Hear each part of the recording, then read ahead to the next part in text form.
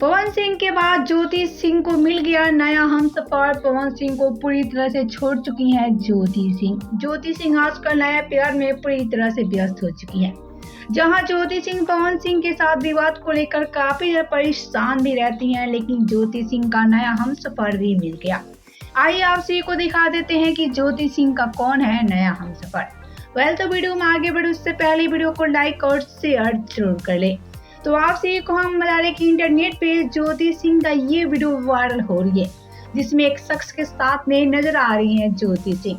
आप सभी देख सकते हैं ज्योति सिंह का ये तस्वीर और उनके साथ में एक शख्स नजर आ रहा है। ज्योति सिंह का यही तस्वीर वायरल हो रही है और कहा जा रहा है कि ज्योति सिंह का ये नया हमसफर है। हालांकि दोस्तों आप सभी को हम बता रहे कि ज्योति सिंह अपनी इंस्टा अकाउंट पे ये पोस्ट शेयर किया है। पोस्ट शेयर करते ही काफी ज्यादा खलबली मच चुकी है। अब ज्योति सिंह ही जाने कि ज्योति सिंह का नया हमसफर है या कौन है, ये तो पूरी तरह से सामने सच्चाई नहीं आई है।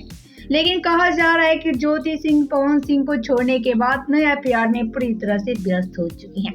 आप सभी का क्या कहना है ज्योति सिंह को लेकर? आप सभी का क्या कहना है इस तस्वीर को लेकर? बताएं हमें नीचे कमेंट बॉक्स में।